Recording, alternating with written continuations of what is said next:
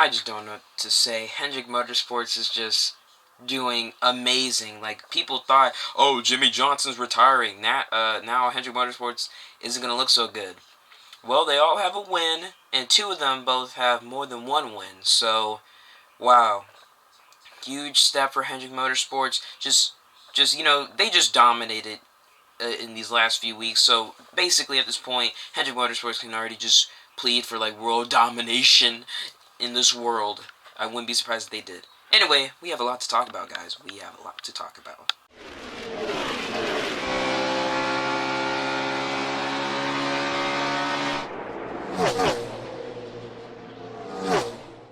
Hey guys, NASCAR Mobile for Day back again, and welcome back to another episode of NRR. In today's video, we're going to be reviewing the 2021 Coca-Cola 600 from Charlotte Motor Speedway. Man, this race was pretty decent. It was just dominating fashion. I mean, after watching this race kind of gave me 2016 Coca-Cola 600 vibes, and some of the vibes from 2018. I remember more of the 2016 race than the 2018 race, but yeah, once again, I'm going to review the top 10, rate the race, look at the drivers who did good and bad, and also, before we get started, I want to talk about the Indy 500. I watched, like, some of it in the beginning, but then I missed, like, the rest of it because my brother had his graduation and stuff, so that kind of sucked. But, yeah, Helio Castroneves was able to get his 4th Indy 500th win in his career, which is very awesome, so congrats to him and stuff. I really thought, I just had faith in Rossi, but then he finished the race with 2 laps down. But yeah, that was a great race to start off with. I saw that in the beginning; it was pretty good. But I'll probably watch some of the highlights to see what I missed. But yeah, well, actually, I think after the Graham Rahal wreck, I don't know if there was any more wrecks. But anyway, that was just my Indy 500 take for the IndyCar. So now let's move on to NASCAR. Let's start off with Kyle Larson. Finishing in first was Kyle Larson. Kyle Larson just dominated this race, led over 320 laps in this race, had some of the laps led by his other 2 teammates. I don't think Bowman led any laps, but it was just mostly Kyle Larson as like the best Hendrick car. Byron and Elliott were trading spots for 2nd and 3rd and stuff. Bowman was just back there in the top 10 and stuff, or in the top 5 sometimes, just sitting there, just waiting for something to happen. But still, and also just Hendrick, they all got their Chevys in the top 5, first time since Dover a couple weeks ago. And then also Hendrick Motorsports, another 1-2 finish and stuff for the 3rd race in a row, so that's a fact. And another historical fact that really got me: in 2017, Kyle Larson finished 2nd in the 2nd race to the 4th race. It was I believe it was Las Vegas, Atlanta, and Phoenix, and then for the California race, after the Phoenix race, Larson won the pole for that race, and he won the race. And same thing happened. Finished 2nd to Martrix Jr. at Darlington, finished 2nd to Bowman at Dover, finished 2nd to Elliott at Coda last weekend, and now he wins the pole for this race and wins. So that's a huge historical statistic. So guys, if Larson gets 3 straight 2nd place finishes in a row, just watch out. Watch your back. But still, Kyle Larson dominated this race. Nothing else to say. He just dominated stuff. He won all 3 stages and stuff. He just dominated. That's the number one thing you can say about Larson. Dominated. But with just Hendrick Motorsports overall, they just dominated. Dominated. But still, great race for Kyle Larson, the 5 team. We'll see what they can do at Sonoma next week, because that is probably their best road course on the NASCAR Cup Series schedule. Finishing in a close 2nd was my pick to win this race, Chase Elliott. And it's weird. Elliott wins at Coda with Larson finishing 2nd. Then the next week they flip it over with Larson winning with Elliott finishing 2nd. Man, there's so many weird coincidences after a long race that had like nothing really happening and stuff. So that's gonna do something on you. It's gonna give you a headache. But still, Elliott, he had a great race and stuff. Coming off that win at Coda, able to get a top 3 finish, so that's pretty good for them. Hendrick Motorsports, I gotta get back to them. They're dominating and stuff. Elliott was just trading back with William Byron. They were going at it and stuff. They made some pretty risky moves. Like, I think it was Elliott who went 3 wide with Byron on the bottom with the lap car on top, and he just made the pass. Or no, I think that was Kyle Larson, and Elliott took the lead.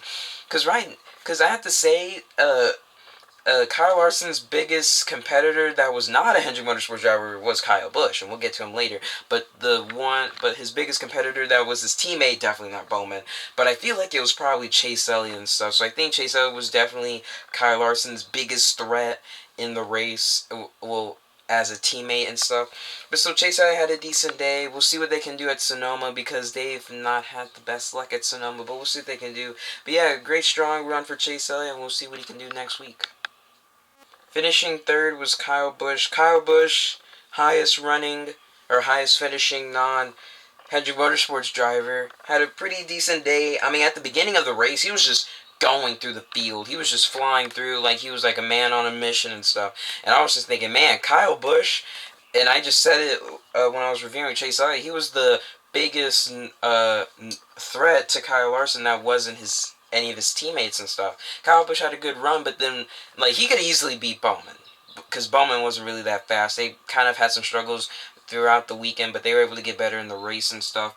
But after that, Kyle Busch, he could get past the other 200 cars, but then they would just pass him back. Like Elliott and Byron and Busch would go back and forth and stuff. And Larson was just looking behind thinking, thanks guys, and he just took off. Just gave him the win and stuff. So that's what you got to do. You got to do what you got to do as a teammate to help out a teammate. Like if you know you can't beat your teammate, at least help them and stuff. At least help them if you can't run them down or hunt them down. So I guess that's what Byron and Elliott were doing, because it was mostly Byron and Busch going at it, and they were talking on pit road about that battle and stuff, and I kind of felt bad for Kyle Busch because he got getting held up by two of those Rick Ware racing cars and stuff, so that probably frustrated him. Because Kyle Busch, if we can date back to 2019 when the playoffs started, Kyle Busch had a run-in with the with the Rick Ware car, and I think that was Garrett Smithley or someone else. But still, Kyle Busch had a decent day, gets the third place finish. Definitely better this season than he was last season and stuff, but we'll see how he can continue it, because he's getting there, but championship level is still not there, but we'll see. But yeah, Kyle Busch had a decent day. We'll see what he can do at Sonoma. Finishing in fourth was William Byron. Going back to William Byron, it really sucks how his top 10 streak went to an end when it was at 11 and stuff. But he was able to get a top 10 here, so that's really good for William Byron and stuff, trying to make a recovery and stuff, because like I said, they had a huge battle with Kyle Busch and stuff, and he was going back and forth with him and his teammate Chase Elliott. So yeah, definitely William Byron had one of the bbest days and stuff, because last year's Coke 600 he ran pretty well. It's just that he spun out, cut a tire with 3 laps to go that gave Keselowski the win, and Chase Elliott pitted, even though I don't know why they pit, but still Byron had a decent day. Nothing else to say about him. He just had huge battles with Kyle Busch and his teammate Chase Elliott and stuff. So that was pretty cool to watch. That was probably one of the highlights of the day. Something cool to see. But still, decent day for William Byron in the 2014. We'll see what they can do at Sonoma, because they won the pole there back in 2019. Can they win it? We'll see. They look better. Rounding up the top 5 and 5th is Alex Bowman. I feel like people identify Alex Bowman, especially in this race, the 4th best Hendrick car. I mean, at first it was Chase Elliott, but now people are starting to say it's Alex Bowman and stuff. But still, Bowman had a decent day. They struggled in practice and stuff, and they were able to make that up and stuff. They did pretty good in qualifying. And then early in the race, they just struggled, but then they were starting to keep up because they did not have a short run car. They had a really good long run car, and they stayed in 5th most of the second half of the race, like during stage 3 and in the final stage. So Bowman had a decent day, proud of him and stuff. Hendrick Motorsports got a top 5, 269 wins for Hendrick Motorsports. They passed Petty Enterprises, so that's a huge milestone, and it's very, very, very just a huge coincidence that Hendrick Motorsports, their first win was in the 5, and now the win that gives them the most wins in the Cup Series as a team organization goes to Kyle Larson, who drives the 5. So wow, that's pretty cool. But still, Bowman had a decent day. Nothing else to say about him. But towards the end, when Busch and Elliott and Byron were going at it, Bowman was just slowly creeping up and stuff like, "Hey, can I get in on this action?" Please don't take that out of context. I'm sorry. But still, good day for Alex Bowman, the 48 team. We'll see what they can do next week. Finishing in 6th was Austin Dillon. To be honest, I feel like it's been a good while since Austin Dillon hasn't been, in the top 10 overall, because I'm trying to think. I think his last top 10 was in the Bushy McBusch race. Oh yeah, that Kansas race. He finished like 10th, something like that, because I remember they finished outside the top 10 those last 3 races and stuff. But still, Austin Dillon back in the top 10.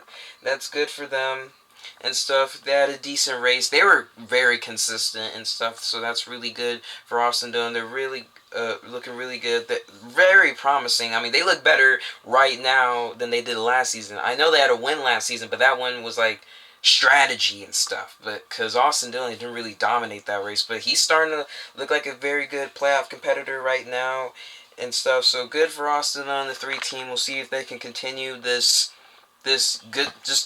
good luck and stuff, because lately and stuff with like a 12, 14, 16, that's not really going to get it. But getting a finish like a 6th place is going to keep you in there. It's going to really look, make you point your way in. So good for Austin Dillon, the 3 team, and let's see if their luck can continue going into Sonoma. Finishing 7th was Denny Hamlin. Early in this race, Denny Hamlin didn't really seem like a competitor and stuff, but, later in the race, they just got better like Alex Bowman did. So, yeah, they were definitely looking pretty good. They weren't really in contention for a win, but maybe for like a top 5 or easily a top 10, which they got a 7th place finish, so that's really good for Denny Hamlin and the 11 team. We'll see what they can do going into Sonoma and stuff, but nothing really much to say about Denny Hamlin. They were just there. I mean, guys, I'm just being honest. The broadcast was mostly about, the fallen soldiers, honor, remembrance stuff, the Hendrick Alliance, the Hendrick Motorsports drivers, Kyle Busch at times, and that's about it. But still, good job for Denny Hamlin and the 11 team, and we'll see what they can do next week, I guess. And now, finishing in 8th was my boy, the most underrated NASCAR driver in the Cup Series currently right now. My boy, the legend himself, Chris Buescher, guys. Qualified 27th. He finishes 8th. His 4th top 10 finish of the year. Guys, I'm telling you, Chris Buescher is just promising. This is his best season ever. I mean, I know he won in his rookie season, but that was kind of a fluke, with the mist or the fog coming out at Pocono and stuff. So this is really a promising season for them. So I can't wait to see if they can actually just stay in there, because just keep doing what you're doing, because it's working. You guys just very consistent and stuff. That's what you need to make the playoffs. Consistency, consistency, consistency. So good job for Chris Buescher and the 17 team getting an 8th place finish after qualifying 27. That's a good comeback there. So good job for them, and we'll see what they can do at Sonoma, because yeah, just keep up the good work, man. I'm just so proud of this guy. But yeah, good job for Chris Buescher. Finishing 9th was Tyler Reddick, and guys, Tyler Reddick, he's also impressed me, because, well, according to Black Flags Matter and stuff, at the beginning of the season, it looked like he was having a really good sophomore slump and stuff, like having a bad second year, because he finished 27th in Daytona 500, he wrecked out, finished 38th at the Daytona Road Course, got a 2nd place finish at Homestead, which is pretty good, then got a 22nd at Las Vegas, a 29th at Phoenix, and he did good there last year. And he got a 26 at Atlanta. But in these last 6 races, got a 7th at Talladega, a 7th at Kansas, a 12th at Darlington, an 8th at Dover, a 9th at Coda, and a 9th again here today at Charlotte, which is very good, just so much better than what he was early in this year. He's currently on the bubble, I think it's like 15, 16 in the playoff standings, so pretty good for Tyler Reddick. If they could just get a win, that would just solve their problems. But right now, consistency is key right now, because you're not really having any other drivers winning any more races and stuff. I mean, like, we're still waiting for Harvick and Hamlin. We know what's going to happen. We're just waiting for it. But still, great job for Tyler Reddick and the A team. Just keep the consistency going. You can just add more to the gap and stuff. So good job for them, and we'll see what they can do at Sonoma, since it will be their first race at Sonoma ever. And finally, rounding up the top 10 was Kevin Harvick, who kind of fell back and stuff, because earlier Kevin Harvick was running really, really well, because he was like up there in the top 5, because the best forward all day was Kevin Harvick, hands down. He was the best forward. I mean, even even when he oh wait, no, Buescher, never mind. But I was gonna say, even when he struggled, he came back and you know, was the only Ford in the top 10. But I forgot about Buescher. Oh my gosh, sorry Harvick fans. But Kevin Harvick, he had that tire issue on pit road where it was like a vibration. It was a tire going down, and they recovered and got a 10th place finish. Because earlier in this race, they were, you know, him and Kyle Busch were going after the Hendrick guys. Harvick was up there competing too, but then because of that tire thing, he only got a 10th place finish, which is just a good recovery for Kevin Harvick and the 4 team. It's like, because it was early in the race, they were just or not dominating, but they were really consistent, doing really good.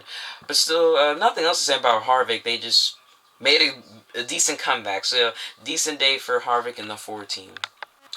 Now let's rate this race. This race was pretty good overall. It was a decent race. I mean, we had only one caution that was for an on-track incident. It was for Ryan Newman, who cut a tire in turn 3 and stuff. It was 5 laps to go in stage 2. And now here's the thing I want to talk about. Why did NASCAR let them race for the stage, have a dash for the stage win? I mean, come on, seriously? It's like when we don't want the, I just don't get it. NASCAR and these cautions are just very, very weird. I mean, we had that Truck Series issue of where, you know, I think they said it was Matt Crafton who was speeding on pit road and he had smoke coming out, that they weren't really paying attention to that Johnny Sauter incident with, who was it, Drew Dollar and that other driver in the number 14 and stuff. And I'm really glad Johnny Sauter was okay, because if you saw that truck, the freaking whole right side was just obliterated. It was gone. All you saw was the bars and the cage and stuff inside the truck. And I was very glad Johnny Sauter got out of there, because he had me scared for a second because he wasn't moving and stuff. So I'm guessing he just had to catch his breath. And he had that Xfinity Series incident with Ryan Sieg, who just turned and went in and hit Josh Berry, and then also got into Brett Moffitt and stuff. So, yeah, the only biggest incident we had was Ryan Newman cutting a tire, hitting the wall and stuff. So, NASCAR made a wrong call there. They should have let the guys race back for the stage win and stuff, because they've done that before where we've had a caution with 5 laps to go on the stage, and NASCAR, they let them race for the stage win. But today they don't. I mean, what? Seriously? You can't do that. I mean, seriously. So NASCAR and their caution things are just going. But anyway, since that caution rant is over, still NASCAR made the wrong call. Nothing else happened in this race except for that Hendrick pleading for world domination.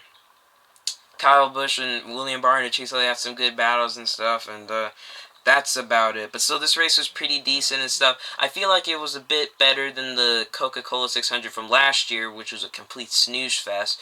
So, and actually, to be honest, this race went by pretty quick. It just went by pretty quick because, you know, we had, no cautions. So, of course, it went by quick. And also, how NASCAR had that thing, you know, where they have a moment of silence, let the cars come down pit road at the end of stage 2 to remember the people, those veterans, and the people who've lost their lives in the military and stuff. That was a really cool moment right there. I'm glad NASCAR brought that tradition in, because I don't know, I forgot when they started that tradition.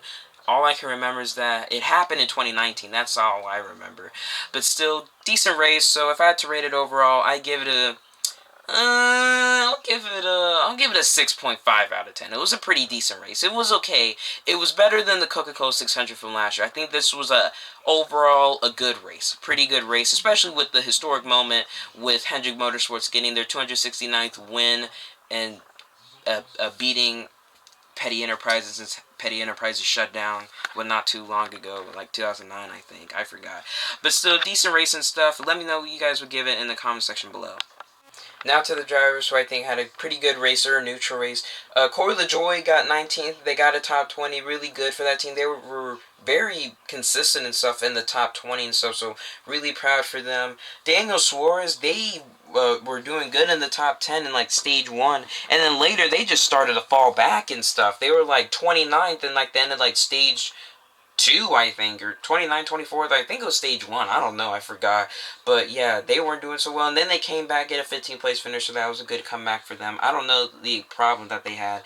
And then you have the 47 of Ricky Stenhouse Jr. They got a 12th place finish. They started second, but I'll still say they had a good run and stuff, because they definitely beat a lot of drivers that could have easily beaten them and stuff. So that's a good result for them. And then Bubba Wallace, I'll say he's neutral because they ran like 10th and 11th all day and stuff, but then they got a 14th place finish. Want them to have their best finish of the season, which is so far 11th at Dover, but dang, if they would have gotten the top 10, that would be great. But still, decent day for Bubba Wallace. They were running really good today, so that's good, showing you that 23 level racing is starting to get a bit better and better and better, you know, as the season rolls out. So those are the drivers I think that had neutral or pretty decent days. So now let's move on to the drivers who did not have a good race.